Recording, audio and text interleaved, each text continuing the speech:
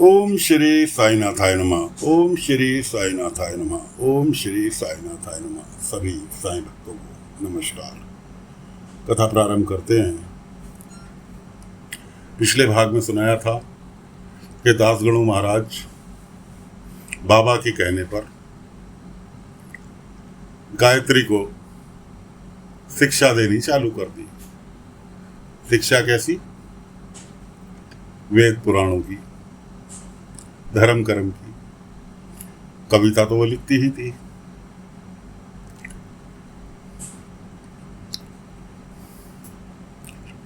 यहाँ तक कि उसे 2-3 दिन के अंदर ही इतना निपुण कर दिया कि वो पब्लिक के सामने प्रवचन कर सके। बाबा कहने लगे अब अंतिम चरण आ रहा है।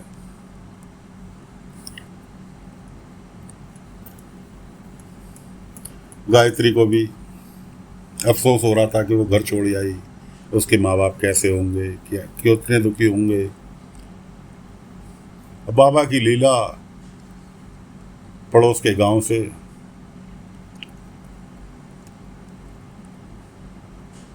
बंदे निकलते हुए जा रहे होंगे, पब्लिक जा रही होगी बातें करती हुई, ये बड़ी बेशरम लड़की है, घर छोड़ के भाग गई, अपने माँ बापों की भी चिंता नहीं करी। गायत्री ने ये चीज़ सुन ली।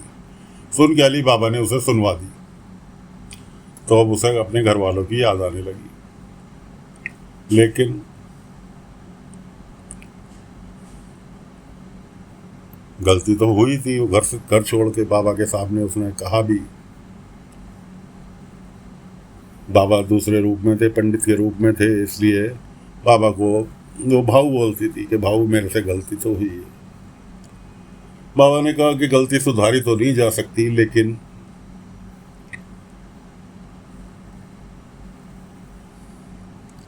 उस गलती को पश्चाताप के रूप में ऐसा निखारो जो कि घर वाले तुम्हारे गलती भूल जाए। उधर जो लड़का उसके लिए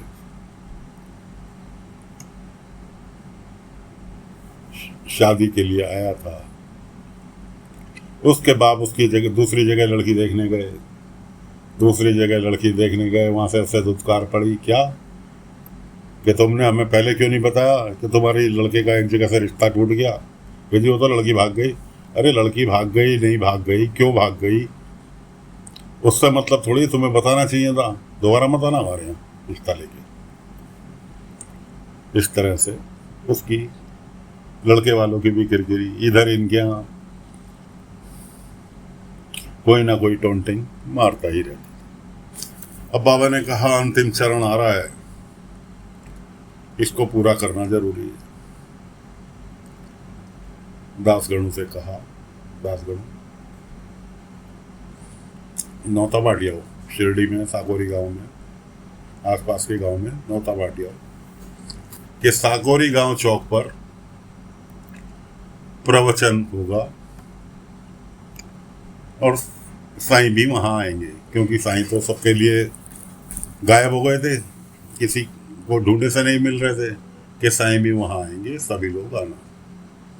दासगणु महाराज पहुंचे शिरडी में जाके नौता दिया, मिले श्रीकांत से कहा कि ऐसे ऐसे साकोरी गांव चौक पर प्रवचन होगा और सभी घर में सूचना पहुंचा दे रहा कि साईं भी वहां आएंगे।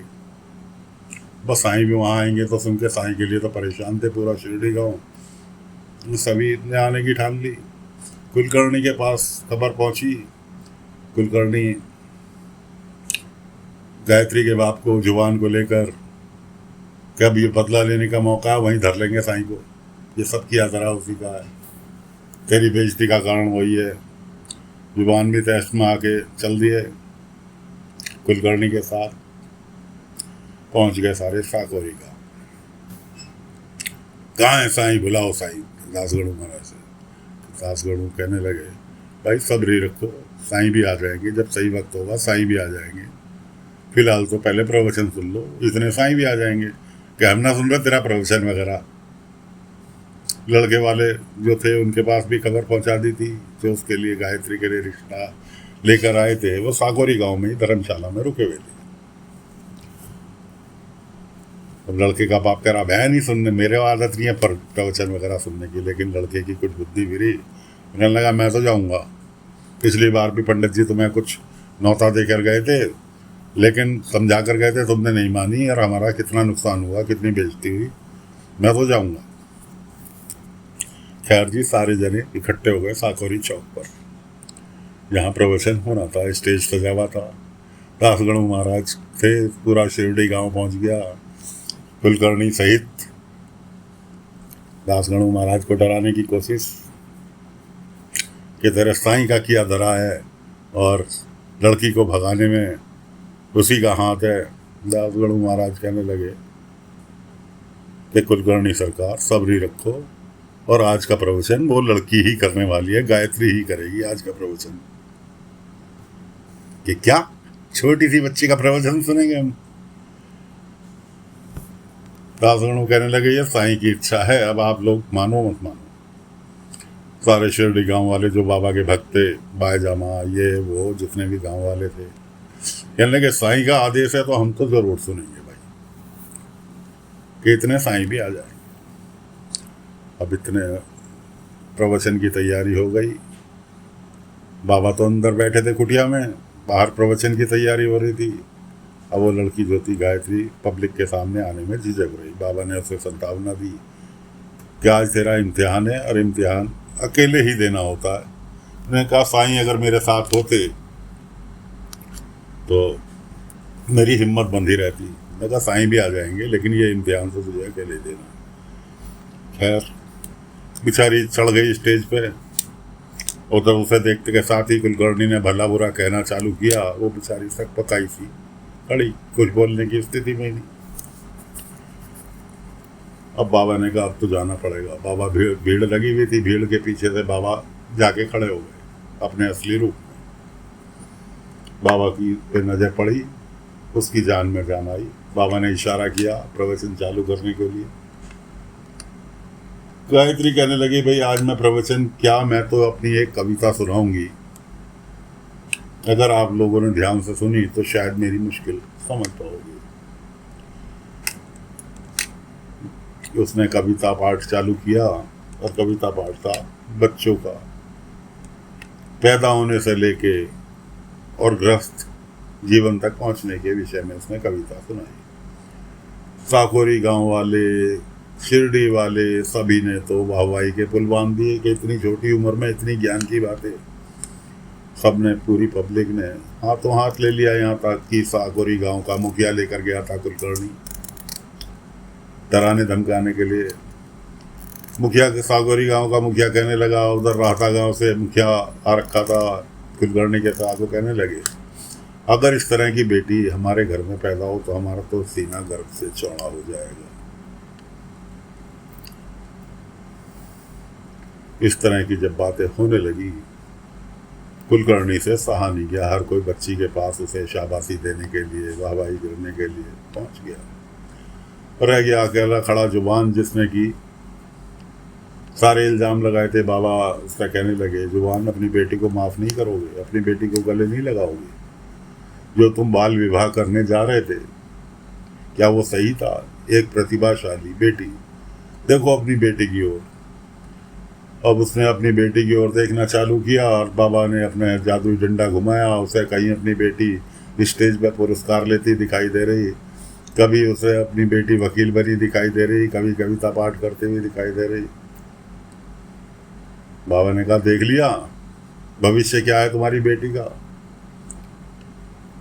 कहने लगा साईं मुझे माफ़ कर दो। उधर लड़के वाले थे, वो कहने लगे हमारी भी समझ में आ गया कि हम अपने बेटे की शादी जल्दीबाजी में कर रहे थे, हम भी अपने बेटे को पढ़ाएंगे।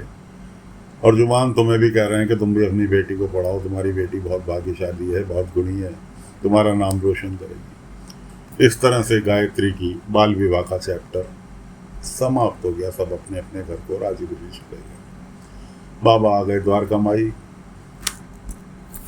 द्वारका माई में बायजामा, पाटिल जी, तात्या सभी लोग थे। पाटिल जी कहने लगे साईं मैं जा रहा हूँ यात्रा पे, तीर्थ यात्रा पे। बाबा बायजामा से कहने लगे बायजामा तुम भी जा रही हो क्या? बायजामा कहाँ साईं, मेरा तो काशी भी यहीं, काबा भी यहीं, तीर्थ भी यहीं, सारी चीज़ यहीं शिरडी में है, इसलिए मुझे कहीं जाने की ज़रूरत नहीं है। कहाँ मेरे कोई दूर के रिश्तेदार आ रहे हैं, वो यहीं रहेंगे, यहीं बसने के लिए आ रहे हैं, उनके बच्चे हैं, इसलिए उनको भी सेटल करना मेरी जिम्मेवारी है। इसलिए मुझे तो उनके साथ ही रहना पड़ेगा। तात्या भी लेने जा रहा है उन्हें स्टेशन से, कोपरगांव उतरेंगे, वहाँ से तात्या लेने जा रहा है उन्हें। तो दोस्तों, फिलहाल पाटिल जी तो जा रहे हैं तीर्थ यात्रा पे, बायजामा की जिम्मेवारी और एक परिवार बढ़ाने आ रहा है, और कथा को यहीं पर विराम दे रहे हैं। अगले अंक में नई कथा लेकर फिर हाजिर होंगे। तब तक के लिए आज्ञा दीजिए। ओम साई राम, ओम साई राम, ओम साई राम, ओम साई